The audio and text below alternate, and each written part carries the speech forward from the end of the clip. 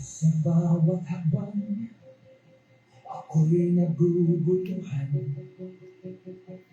tulad ng hangin ako'y nawawala. Bait ng buhay.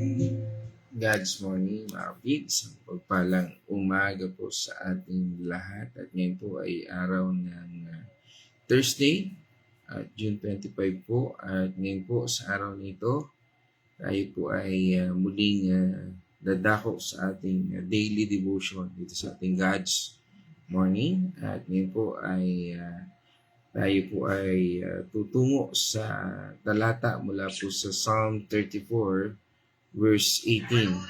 At tayo po ay pamagatan po natin itong comfort and hope for hurting heart. No, nako, nga ba ito? Ang dugo ang puso. At ngayon po sa ating pong pagsisimula, tayo po ay muli sasamahan ng ating partner, no, para basahin ang talatang ito. At pangunahan po tayo sa pananalangin. God's morning mga kapatid, tayo po ay babasa ngayon sa mga awit 34 verse 18. Tinutulungan niya mga nagdurusa at bibinibigo ang walang pag-asa. Tayo po ay manalangin. Hallelujah Lord, maraming salamat Panginoon sa panibagong umaga na ipinagkaloob mo sa amin. Buksan mo po ang aming puso at kaisipan sa aming pag-aaralan ngayong umaga. Samahan kami ng iyong banal na espiritu nang sa ganon, lubusan namin itong maunawaan at maisapamuhay, maibahagi din sa iba.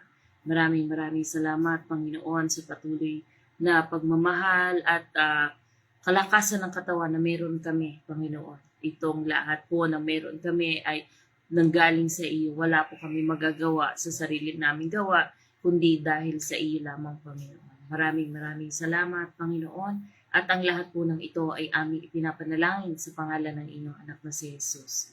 Amen. Okay.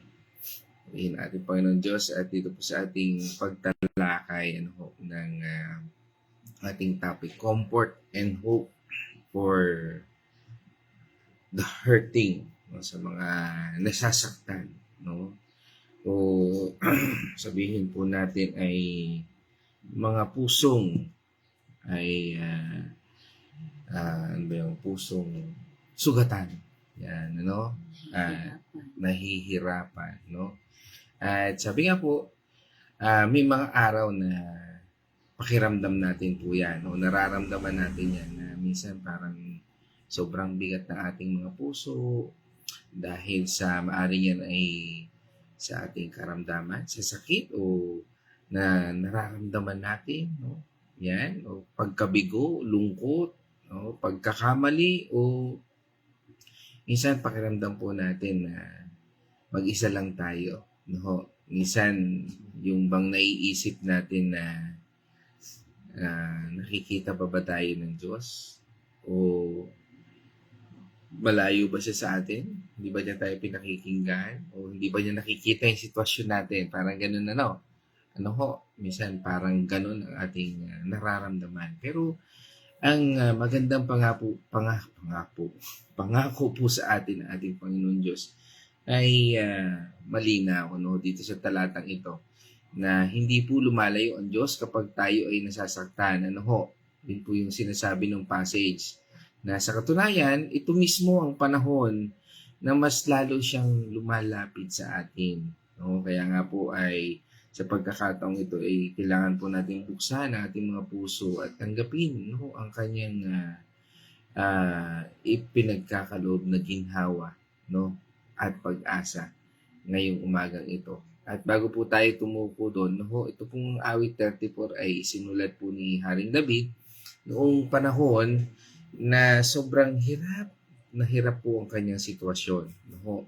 Kaya ay tumakbo po siya para iligtas ang kanyang buhay, no? Tumakas siya, no? Dahil nagtago po siya mula sa mga kaaway, no? Pero niyo is minsan pang naging most wanted siya bago siya naging hari, di ba? At dito ay nakaramdam po siya ng matinding takot, kalituhan, at kahit na pagkakasala dahil sa kanyang mga pagkakamali, no? Hindi siya perpekto, no? Kaya umaano natin, ano, nakatulad din natin, si Haring David hindi rin perpekto. Pero sa gitna ng lahat ng pagsubok na ito, no? Naisulat po niya ang awit, no? Ginamit po ng Panginoon ang kanyang sitwasyon upang isulat ni Haring David, no? Ang itong ating pinapaksa ngayon o binasang talata, ano ho, na sabi nga po ay naging patotoo niya, no ho. At dito natutunan niya na mula sa kanyang sariling karanasan, no, hindi lumalayo ang Diyos sa mga taong tapat, no, at mapagpakumbaba sa kanilang nararamdaman at kahinaan. Doon natin pinapakita na kahit na may mga sitwasyon na ganoon, no, ay maging totoo po tayo sa ating Panginoon Diyos. Na dito ay pinapakita rin sa atin na ang Diyos ay tunay na lumalapit sa ating mga sitwasyon. No? Kaya nga po ang talatang ito ay hindi lang basta magandang salita, no, na parang sound na maganda sa ating pandinig, pero hindi po, no, ito po ay base sa tunay na pakikitungo ng Diyos, no, kay David nung siya ay nadudurog, ano, at durog ang kanyang puso. Kaya nga siguro sa mga oras at araw na ito, ikaw ba ay durog ang puso, no, o litong-lito, no, ay tayo po ay pag-aralan po natin. Ano nga po ba ang ibig sabihin ng talatang ito? Doon sa unang bahagi, sabi doon sa Amplified Version, the Lord is near to the heart broken. No? Kapag tayo po ay nasasaktan, sabi nga po doon, malungkot o parang hindi natin kaya, no? Hindi po tayo pinapanood lang ng Diyos mula sa malayo lang, hindi po ganoon, no? O parang sinusubok, hindi ho ganon. Dahil sabi nga po, ang ating Panginoon Diyos ay nariyan, siya mismo sa tabi natin, no? Sa mismong nararanasan natin, mas malapit, no? Kaysa sa sino mang tao, no? Kung merong unang lalapit sa sitwasyon natin, ay ang Diyos yun. Wala nang iba. Na kung minsan parang lahat ng tao sa paligid natin, iniwan na tayo, kahit nga kamag-anak natin, mahal natin, pamilya natin, no? Ang Diyos hindi po ganoon. Siya po ay, sabi nga doon sa unang bahagi ng talata, the Lord is near to the heartbroken, no? At kung tayo ay dumaranas ng ganoon, nandun po Panginoon. No? Ano po ang kanyang layunin? Sabi niya doon, He saves those who are crushed in spirit, no? Ang ibig sabihin po nun, crushed in spirit, ay kinikilala natin ang ating kahinaan, no? Ibig sabihin, alam natin, no? Hanggat hindi natin inaamin yung kahinaan natin na yan at pilit nating nilalabanan, no? Pansinin natin lalo tayo nagkakamali, no? Kasi kailangan po nating kilalanin na ang ating kahinaan at kailangan din po nating aminin ang ating mga pagkakamali. Minsan kaya tayo nandun sa sitwasyon na yan dahil sa pagkakamali natin. No, minsan nagkakamali tayo ng pinagkatiwalaan, no? At lumalapit tayo at minsan doon sa mga bagay na akala natin tama at makapagbibigay sa atin ng ginhawa, yun pala hindi yun ang tunay ng mga tao. Kaya po ang Panginoon Diyos, nandun siya. Tinuturuan pa rin niya tayo. Minsan nakala natin, wow, this is a divine intervention, divine connection. Pero darating pala sa punto na hindi pala mga tamang tao na magbibigay lang pala sa atin ng sakit ng ulo, no? At minsan nako-compromise pa tayo sa sitwasyon, no? Minsan nakakaranas po tayo ng gano'n, Pero mabuti po ang Panginoon Diyos. Dahil kahit na ang sitwasyon natin ay gano'n, lumalapit po ang Diyos ng may tapat at sabi nga pagpapakumbabang puso. Ito po ang uri ng puso na tinatanggap at tinutulungan ng ating Panginoon Diyos. Dahil hinahayaan niya na tayo ay maranasan natin minsan ng bagay niyan upang patuloy tayong dumipende lamang sa ating Panginoon Diyos. At dahil doon, minsan, naisip natin, bakit nga ba kalimitan, ang mga tao ay naiisip, no? O tayo, minsan naisip natin na malayo ang Diyos at tayo ay naghihirap, may mga pagsubok, no? Parang isip natin, wala ang Panginoon Diyos. Bakit nga ba? No? Madalas po kapag mabigat ang ating dinadala, no? Automatic na naiisip po natin yan. No? Minsan natatanong pa natin, nandyan pa ba ang ating Panginoon Diyos? Lord, nandyan ka ba? Bakit parang hindi minsan tayo naririnig? No? Minsan natatanong natin, Lord, parang minsan hindi mo naririnig yung aking prayer, no? Bakit parang ang layo-layo, no, ng ating Panginoon Diyos? Okay, narito po yung ilang mga simpleng dahilan. Atin pong suriin, no? Una, dahil sinusukat po natin siya base sa nararamdaman at sa ating sitwasyon. No? Dahil yun po yung ating basihan. Ang ating sukatan ay nakabase doon sa sitwasyon. Kaya nga po marami po ang minsan nakakalungkot, nawawala sa ministeryo, o kaya nawawala doon sa sirkulasyon. No? Pero ganun pa man, yan po ay minsan yan po yung nagiging dahilan kung bakit tayo ay nawiwindang. Sabi nga po ay kapag maayos ang lahat, masaya tayo at walang problema, madali po nating nararamdaman ang presensya ng Diyos. Realidad, Pero kapag dumarating na sakit, pagkabigo o kalituhan, ang ating damdamin ang nagiging basihan. Nakakalimutan po natin minsan na ang katotohanan ng Diyos ay hindi po nagbabago kahit magbago pa ang ating pakiramdam. Ano man ang iyong nararamdaman, ang Diyos ay Diyos pa rin. Hindi po siya magbabago. Minsan dahil hindi agad natin nakikita ang kanyang ginagawa, minsan parang naiinip tayo o kaya nahihirapan tayo. Gusto kasi natin mabilis na ang solusyon at agaran yung ginhawa. Kapag hindi agad naalis ang pagsubok, akala natin ay wala siyang ginagawa o lumalayo siya sa ating buhay. Para bang nanalangin naman ako. Bakit ganoon? Nagsilbi naman ako sa Panginoon. Naglilingkod naman ako. Bakit ganoon? Hindi pa rin nangyayari yung aking mga prayer. Hindi pa rin ako answered prayer. Bakit yung kaibigan ko hindi naman siya ganoon? Minsan nagkakaroon tayo ng comparison. Pero ang totoo po, mga mahal kong kapatid sa Panginoon, sa panahon ng pag-iintay at pagdurusa, ang ating Panginoon ang pinakamasipag na kumikilos, naghahanda at nagpapalalim ng ating pananampalataya.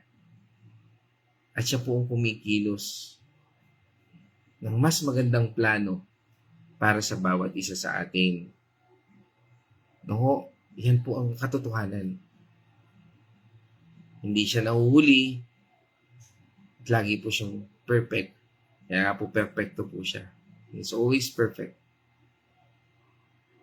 Yung minsan dahil madalas nating ipagkamali ang kawalan ng ginhawa sa kawalan ng presensya.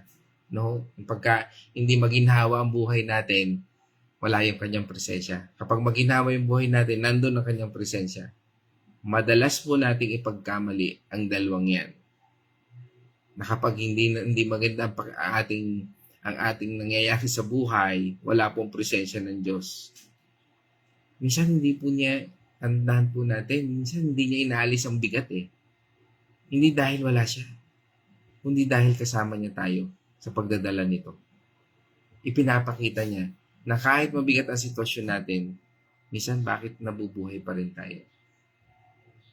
Ang pakiramdam na malayo po tayo sa ating Panginoon Diyos ay hindi ibig sabihin na tunay na malayo ang ating Panginoon. Sa kabaligtaran, doon siya lalo nananatiling malapit sa atin. Yung minsan dahil inaatake tayo ng pagdududa at kasinungalingan ng kaaway. Yan po yun. Yung mga pagdududa at yung taliwas na. Ibig sabihin po yung kasinungalingan ng kaaway. Kapag taliwas po at wala po sa Biblia, yun yung sinusunod mo, ay ano po yun? Ibig sabihin po nun, yun po ay pag-atake ng pagdududa at kasinungalingan ng kaaway. Kapag ang isang tao po ay nalalayo sa salita ng Panginoon Diyos, yan po yung kalimitang pag-atake ng kaaway sa buhay ng, lalo na po ng mananampalataya. No, dahil ganun po ang kaaway kumilos sa buhay ng isang tao. Kapag mahina ang ating loob, dumarating ang mga kaisipang minsan, nilisa na ba tayo ng ating Panginoon Diyos? Hindi ba niya tayo mahal? Yan na po pumapasok yon. Hindi ba niya tayo pinakikinggan? Yan po yung atake ng kaaway. Ang tinatawag natin the wiles of the enemy. Mga pakana, patibong ng ating kaaway. Ito po ay panlilinlang lang. Dahil ang katotohanan po ay ang Diyos ay hindi umaalis. Lagi po natin yung tatandaan. Saan man tayo naroon, siya ay nandun. Siya ay nananatiling tapat kahit tayo ay mahina at hindi tapat. Sabi nga sa atin, di ba, ng Proverbs chapter 3 o Kawikaan chapter 3 verse 5. Kay Yahweh ka magtiwala buong puso at lubusan, huwag kang mananahan sa sariling karunungan. Yun. Oo. Kaya nga po huwag po tayong manahan sa sarili nating karunungan. Sa bawat desisyon na ating bibitawan, hayaan po natin ang Panginoon. Alam nyo, marami ang nako-compromise. Marami po ang mga relasyong parang hindi na nagiging maayos because of nananahan tayo sa sarili nating kakayahan. Kaya kung minsan doon tayo nakakaramdam ng emptiness, no? Yung kakulangan, no? Kakulangan sa presensya ng ating Panginoon Diyos na malimit, no? Dahil sa sarili nating pangunawa, no? Yung akala lang natin yun ay tama because nakabase tayo sa ating emosyon, no? Nalilimutan natin na may mga paraan ng Panginoon Diyos kung titingnan at sisuriin lang natin sa Biblia, no? Sa lahat ng pagkakataon. No? Ano nga po ba ang ibig sabihin nito para sa ating buhay ngayon? Ito po ating pinag-uusapan. Una, hindi po natin kailangang itago ang ating mga nararamdaman. Maging yan man ay masakit, no? O sabihin na natin yung mga pagkakamali. Alam niyo yung pinakamahirap ang pinakamahirap na pagkakamali, yung binitawan mo yung salita mo tapos hindi mo kayang gawin. Doon minsan yung nagsisimula ang paglayo. Nakakala mo ngayon, paano ba yun? Di ba minsan may nabitawan ka, for example, sabi mo, Lord, hindi na po ako liliban sa Bible study. Tapos, in a moment later, absent ka. Di ba? In a moment later, yun. Kasi nananahan ka sa sarili mong kakayahan eh. May mga sitwasyon na hindi natin kontrolado. At tanging ang Diyos lang nakakakontrol niya. Ang masakit pa nun, yung kapag nasanay ka na. No? Kaya nga po, kinakailangan po yung ma-break.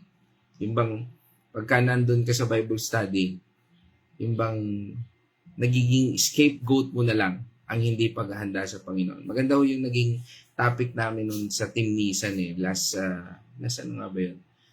Tuesday, no? Tuesday, no? Sabi ng isang kapatid doon, sabi niya, na-realize niya sa Bible study daw, kapag hindi ka nakapag-reflect, dati parang sanay na sanay siya hindi nagre-reflect. Pero naisip niya, na sandali, ang Panginoon Diyos, lagi siyang handa. Nandun ako para sa Panginoon, pero bakit ako hindi nagiging handa? No? Parang katulad din yan ito. Dahil ang kahandaan natin sa Panginoon ay hindi ang iniisip natin magaling tayo magsalita, kundi inihahanda natin yung ating puso. Kasi sa katunayan, hindi naman po talaga magaganda ang salita natin eh. Hindi naman magaganda talaga ang buhay natin eh. Pero kung hahayaan natin ang banal na espiritu na kumilos sa buhay natin, mangyayari po yun eh. Yung pinagagawa niya. Na kung minsan nagiging hadlang din sa ating buhay kasi nakabase tayo doon sa sitwasyon natin. Again, may mga sitwasyon na hindi talaga maiiwasan. Pero, tandaan natin, alam ng Panginoon Diyos ang hindi maiiwasan at iiwasan o nagdadahilan ka lang. Kaya nga po, hindi po natin kailangang itago ang mga bagay na yan. At kung tayo nagkukulang, lapit tayo sa Panginoon. Kasi madalas nating iniisip na kailangan muna nating ayusin ang sarili natin bago tayo lumapit sa Diyos di ba? Pero hindi po. Sinasabi po dito sa talatang ito ng kabaliktaran. Sasalubungin tayo ng Diyos kung nasaan man tayo ngayon.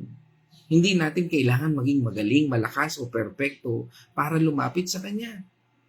Dahil ang pagiging tapat sa ating nararamdaman at pangangailangan ang siyang magbubukas ng pinto para matanggap natin ang Kanyang presensya, ang Kanyang tulong, ang Kanyang kalakasan. Di ba sabi ng Panginoon, Matthew 11 verse 28, Lumapit kayo sa akin kayong lahat na nahihirapan at nabibigat ang lubha sa inyong pasanin, at kayo'y bibigyan ko ng kapahingahan. Amen. Kaya nga mga mahal kong kapatid, huwag nating kakalimutan na ang Kanyang presensya ang siyang nagbibigay ng tunay na ginawa. Ang ginawang binibigay po ng ibang tao ay may hangganan lang. Kaya minsan ako'y nalulungkot. Kasi kung magbabase lamang tayo doon sa sinasabi ng isang tao, hindi natin nararanasan ito. O hindi tayo nagbabasa ng Biblia. Parang minsan, hindi tayo naging effective. No? For example, ikaw, pastor, ikaw na lang na ikaw yung pinakikinggan. Hindi mo nakikita sa buhay ng mga tao na nasa paligid mo yung sinasabi. Parang ikaw na lang yung inaasahan nila. Mali eh. Dapat kasi ang Diyos, hindi ikaw. Dahil sa katunayan, ikaw mismo, marumi, ikaw mismo, kailangan mo rin ng Diyos. Yan, dapat ang makita sa buhay natin ay ang Diyos.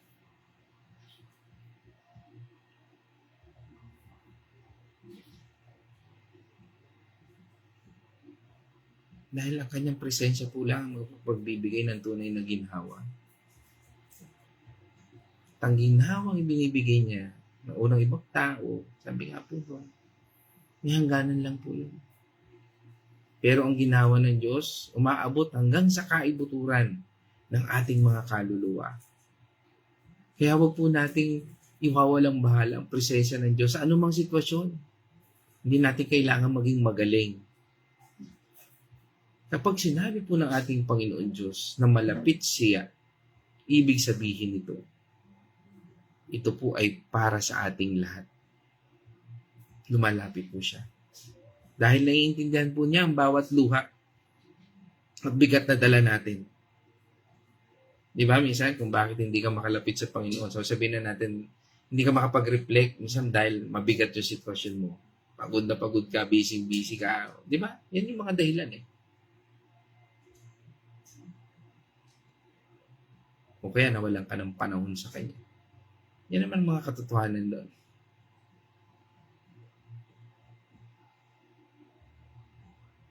Tandaan po natin, naririnig po ng Panginoon Diyos ang bawat panalangin natin kahit patahimik lang ito sa ating mga puso. Yung mga unspoken prayer. Yung hindi natin mabanggit, alam po yan ng Panginoon. Lord, ayoko po banggitin ito kasi guilty as charged po ako dito. Pero rinig yan ng Panginoon. Yung sitwasyon natin, alam natin na nagkulang tayo sa Kanya. Yung sitwasyon, alam natin na napakarumi natin sa Kanyang paningin. Alam po yan ng Panginoon Diyos. Tandaan po natin, bibigyan po niya tayo ng lakas. Hindi tayo para manlupay-pay lalo doon. Hindi para tayo ay mag-guilty para doon. Kundi bibigyan niya tayo ng lakas kapag pakiramdam natin ay wala tayong natitirang lakas. Dahil sa tuwing tayo lalapit sa Panginoon, may pag-asa po. Lagi may pag-asa. Kahit kaano pa kabigat ang ating dinadala. Dahil ang pagkakaroon ng sugat sa puso, pakiramdam na mahina tayo ay hindi ibig sabihin na iniwan tayo ng ating Panginoon Diyos. Sa halip, ito po ang naglalagay sa atin ng tamang posisyon para matanggap ang kanyang biyaya. Mula sa ating pagkadurog, kaya nga po niya, tandaan po natin, kaya po niya ibalik ang nawalang lakas o nawalang mga bagay sa atin. Kaya po niyang ibangon tayo at bigyan tayo ng bagong simula. Kaya nga po sa ating pinag-aaralan ito, no? Tandaan po natin, ang paglapit ng Panginoon Diyos ang ating pinakamalaking ginhawa. Lagi po nating tandaan.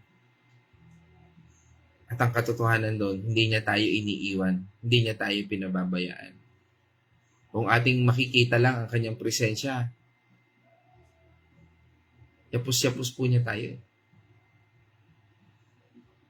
Mas malakas po siya kaysa sa anumang sakit o pagsubok na ating nararamdaman. Kaya nga po ang pagiging mapagpakumbaba at tapat ang naglalapit po sa atin sa Kanya. Magpakumbaba po tayo. Maging tapat po tayo sa paglapit natin sa Kanya. Ano man ang ating nararamdaman. Huwag tayo magpanggap na maayos ang lahat kung hindi naman talaga.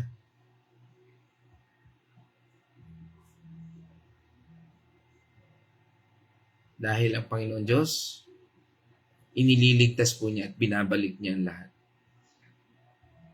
Ang kwento mo, ang kwento ko, ay hindi nagtatapos sa sakit. Magtatapos ito sa kanyang tagumpay. Purihin natin, Panginoon Diyos, mga kapatid, at ngayon po sa atin pong pagwawakas, tandaan po natin ang lahat ng ito. Ano man ang ating pakiramdam na pagiging malayo, ay hindi po yan katotohanan. Kung tayo nararamdaman natin, malayo ang Diyos sa buhay natin, hindi po yan totoo. Dahil ang salita ng Diyos ay totoo. Hindi niya tayo iwan, hindi niya tayo pababayaan. Ang ating pagkadurog ay hindi nagtataboy sa Diyos. Tandaan po natin. Ito ang siyang naglalapit sa Kanya. At ang tunay na ginhawa at pag-asa ay matatagpuan sa Kanyang presensya. Kung ang mensaheng ito po ay tumagos sa iyong puso, no? Ito po ang ating itatype ngayon, no? Alam niyo, sa dami ko ng challenge, wala pa akong nasusunod. No, ibig sabihin, ewan ko lang. Pero alam ko naman, no? Wala pong masasayang sa salita ng Panginoon Diyos. Pero gusto ko lang i-challenge kung talaga nakikinig. Ano? Pero ito po yung aking challenge ngayon. Para, alam nyo, katuwaan din minsan, alam nyo, nakaka-encourage din minsan sa amin po bilang nagpapahayag ng mabuting balita, ano, lalo na dito sa social media. No, na magkaroon lang din minsan ng konting icebreaker, no? Isang icebreaker po sa amin. Ito, nakinig to, no? Kasi pagka nakinig, nakita natin ito, sinabi niya mismo, sinulat niya mismo ito. Ibig sabihin, nakinig siya, no? Yung iba naman, ay, hayaan mo yan si pastor. Daming ek-ek. Basta ako'y nakinig. Wala namang problema doon. Ano ho? Kung sa akin lamang naman po ay, kumbaga sa icebreaker, no? Again, it's not, hindi ibig sabihin pag hindi mo ginawa to, hindi ka naligtas. Ano? Hindi naman, no? Para sa akin, katuwaan lang ko sa sarili ko. Ano ho? Pagbigyan niyo na ako. No? At ito po yung sabi doon. No? Kapag, kung ikaw ay nakinig, ano ho? I-comment mo ito. Ang Panginoon ay malapit sa akin. No? Siguro madali ng tandaan. Ano? Ang Panginoon ay malapit sa akin. O kung gusto mo, malapit sa amin, pwede na rin yun. No? Yan. Kaya nga mga mahal ko kapatid sa Panginoon, dyan po ako magtatapos. Sana mo, bahagi rin po natin ha? Sa ating mga kaibigan, kamag-anak, at mga nangangailangan ng ganitong paalala ngayong araw na ito. Magandang umaga po at pagpalain po tayo ng Panginoon Diyos at ngayon naman tayo tutungo sa ating Kay Hatching daw siya. Si Hatching. Yan, okay. Yan, sa Venice Reflection. God's morning mga kapatid. Napakasarap po na malaman na talagang meron tayong kakampi at ang ating Panginoon lamang ang ating kakampi dito sa mundong ito. Kaya po dapat lagi tayo nakasandal sa ating Panginoon. Ibig sabihin din po nito na kapag masama ang ating pakiramdam, nasasaktan o parang gumuho ang ating mundo, hindi tayo iiwan ng Diyos para May kanta ka dyan eh. No? Yung kantang laging pinapakinggan. yung God is enough. God is Ayan, tuloy ko po. Sa mga oras na pakiramdam natin ay wala tayong malalapitan o walang nakakaunawa sa atin, doon pa lalong lumalapit ang Diyos sa atin. Hindi kailangang magpanggap na matatag tayo para lapitan tayo ng ating Panginoon. Sa katunayan, kapag nasusugatan at malungkot ang ating puso, iyon ang panahon na pinakamalapit ang ating Panginoon sa atin. Siya ay nandyan siya para damayan tayo, alalayan at bigyan tayo ng ginhawa. Ang paghihirap natin ay hindi ibig sabihin malayo siya sa atin, kundi patunay na nandyan siya para alagaan at mahalin tayo ng lubos, sapagkat yun naman po talaga ang ating Panginoon. Siya po ang nagbibigay, nagmamahal sa atin ng lubos. Inibinigay nga po niya yung kanyang bugtong na anak para maligtas tayo. Kaya po, mahal na mahal po tayo ng Panginoon. Kung lahat po ng ating mga napag-usapan na pag-aralan ay nararamdaman natin, nandyan lang po siya para tayo ay lumapit sa Kanya. Kailangan lang po natin ay tawagin siya at magbabad tayo sa presensya ng ating Panginoon sapagkat doon po natin makikita ang kasagutan sa lahat ng tanong na ating hinahanap. At kung tayo ay merong emptiness o yung napag-aralan nga po namin kagabi na kaya kinuha ng Panginoon ay kalahati sentimo, tama ba? Kalahating pilak lang sa bawat isa, mayaman, mahirap, bata, matanda, lahat pantay-pantay, kalahating pilak lang ang hinihingi ng ating Panginoon.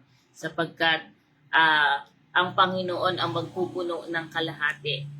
Kaya po kahit kailan, kahit saan tayo po ay nakakaramdam ng emptiness, kulang tayo o meron tayo ang word na yun, hungkag. Meron tayong anong hungkag? Yung hungkag. Yung meron tayong kuwang. Meron tayong kakulangan. Kahit anong effort ang gawin natin, kahit sa pakiramdam natin ay tayo ng pinaka-the best sa mundo, nasa atin na lahat, meron pa rin kulang at kulang sapagkat ang Panginoon na magpupuno sa bawat isa sa atin. Siya lang nakakapuno. Yes po. Ayan. Maraming salamat po and God bless sa inyong lahat. Amen. Purihin natin po ng Diyos. Ngayon naman po tayo ay dadako sa ating mga kapatid via online. No? At narito po ang ating masipag na kumari. Kasama rin natin po kagabi. No? Ang ating pagbati na natin mula sa pamilya, no? Na malapit sa ating mga puso. Yan. No? Ang pamilya Azucena Tanyo. Yan. Sa mapagpalang umaga dyan sa Carmelite Barangay Concepcion, no? San Pablo City. Kasama po natin. Yan. Ang pamilya Tanyo, Azucena Tanyo. Yan. Sa pangunguna ni Kumaring Carmelin at ni Paring Arthur na dyan sa lugar na yan. Siyempre, pagbati natin sa ating mga babies dyan, no? Kay Baby Julene at Baby Pau, no? At siyempre, pagbati rin po natin sa ating inaanak, no? Dyan kay Tyrone at Janessa na lagi ding nakikinig, no?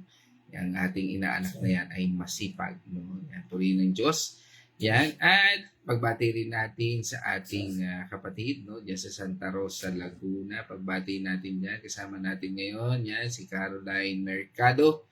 At syempre, pagbati rin natin sa aking anak, kay Casey. At syempre, pagbati rin natin dyan kay si Jay Lucky. Si Jay Lucky, kay Cyril, no? At pagbati rin natin dyan kay kay Princess, kay Shai, kay Jello, kay CJ Liit, no, at kay Sia, no, diyan sa ating diyan sa Santa Rosa, Laguna.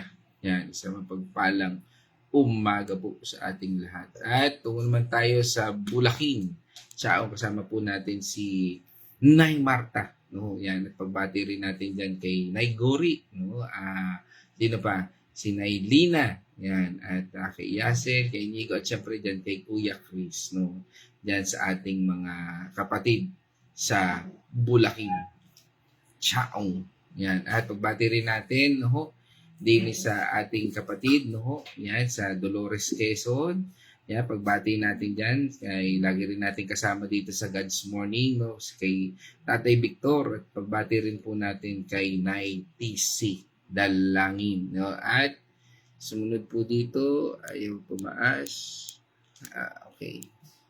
Yan. Hindi lang ho, ayaw tumaas yan. At, yan, from United States of America, kasama ulit natin. Lagi po natin kasama dito sa ating God's Morning. Yan, si Ang Daw Family. Pagbati natin. Yan, kasama po natin si Sister Abigail Daw. No? Kay Nurse Abby, sa mapagpalang umaga sa inyo dyan. No? Yan, regards sa inyong buong pamilya at kay Mamang. Yan. At, yan, nabati na rin natin si Kuya Chris. Yan, at from Liliw, Laguna. Yan, kasama po natin, no, si ang Arosena family. Kasama po natin si Nay Edna Arosena. Sa mapagpalang umaga po sa buong family. At sama rin po natin yan kay Nay Remy. Diyan ko po narinig yung word na hungkag. No? Yan, isang bagay na magandang realization po sa buhay natin na we're still empty. No? Kapag wala po ang salita ng Panginoon Diyos, ako po, yun po, nagiging hungkag tayo. No? We feel emptiness. No? Yan. At, sino pa? Yan, from Villa Escudero, kasama naman po natin si Nay Winnie Patuan. At pagbati natin sa inyong buong pamilya, angkan, yan. At pagbati rin natin kay Ate Lisel, no? Kasama rin natin sa Bible study. Yan. At mula naman sa Bacolod City, kasama po natin ang Kuya George Pios, sa mapagpalang umaga po. Yan. At mula po sa kabilang kwarto, no, kasama po natin ang aking nanay. Yan, Corazon Mercado. Yan. At kasama rin po natin si Kuya Rica Ramos. Yan, from Santa Rosa, Laguna. Isang mapagpalang umaga po sa inyo, Kuya Rick.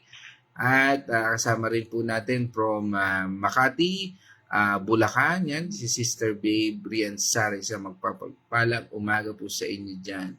Yan. At kasama rin po natin from Lumban, Laguna, kasama po natin si Wilma Mandingma, no? Si Ate Will. Kung meron Kuya Will, meron din tayong Ate Will. si Wilma Mandingma.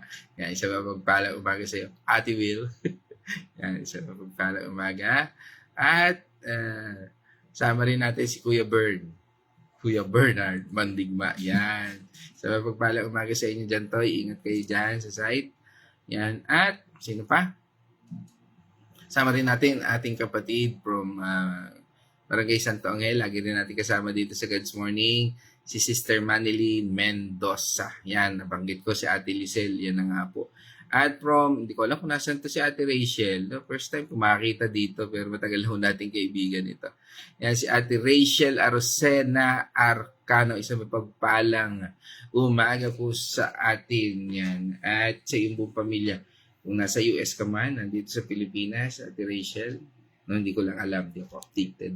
No, pero ganun pa man, isang kagalakan po. No? At pagbati, no, mula po dito sa ating daily devotion, sa ating God's Morning, na mapagpalang umaga po sa ating lahat. At yan po tayo magtatapos, mga mahal kong kapatid sa Panginoon.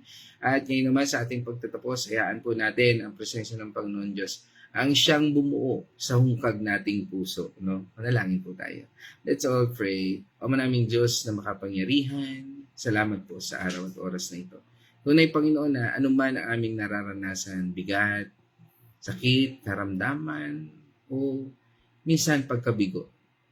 Salamat sa iyong salita dahil lagi ka nandun. Kami po humingi ng kapatawaran at nagpapakumbaba dahil minsan naiisip po namin na minsan malayo ka sa buhay namin. Minsan naiisip namin na wala ka sa sitwasyon namin. Kaya Panginoon, sa mga pagkakamaling ito at maling kaisipan, baguhin mo ang aming isipan at bigyan mo kami ng kalakasan upang patuloy naming maranasan ang iyong presensya. Ialis mo sa aming buhay, sa aming puso, ang kahungkagan ng aming mga puso. Na minsan, O Lord, hindi po kami nagtitiwala. Bigyan mo po kami, Panginoon, ng pusong tapat upang magtiwala kami sa lahat ng panahon, sa lahat ng oras sa aming buhay. Sa iyo po, nilalapit namin ito, ang aming isipan, ang aming puso, at ang aming buhay. Bigyan mo po kami ng lakas sa tuwing kami ay nanghihina. Bigyan mo po kami, Panginoon, ng tamang direksyon sa tuwing kami ay naliligaw. Salamat po, Panginoon, sa iyong salita. At sa mga oras na ito, patuloy po namin dalangin, Lord, na patuloy niyo pong gabayan ng bawat isa. Maging sa mga kasama namin ngayon at sa mga manonood pa lamang po ng devotion na ito. Dalangin po namin, Panginoon, ang patuloy mong paghipo sa kanilang buhay, Lord. Sa mga taong, mga kapatid namin na dumaranas ng mga kalituhan, bigyan mo po ng kalakasan at patnubay at gabay ang bawat isa. Muli, sa mga oras at mga nasa pagkakataong ito, Panginoon, kami po ay nagpapasalamat, nagpupuri sa tanging pangalan ng Diyos Ama, Diyos Anak, at ng Banal na Espiritu. In this I pray, in the name of our Lord Jesus Christ. Amen, amen. Mga kapatid, let us shout. The shout of victory. Christ has died. Christ has died. Christ has risen. Christ has risen. Christ will come again. Christ will come again. And together, we are for Christ. Again, God's morning, everyone.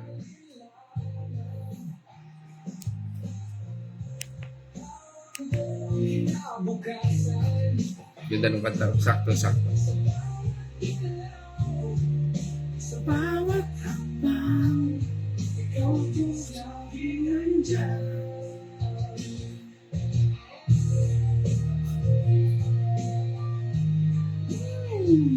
Where's my love?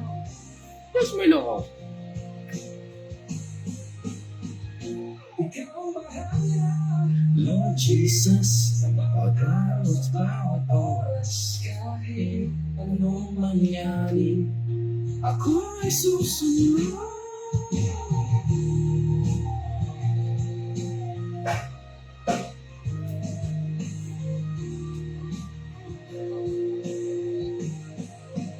Ikaw bahala, Lord Jesus, sa bawat araw at bawat oras. Kahit anong mangyari, ako ay susunod. Signing up. Ganda lang po ng kanta.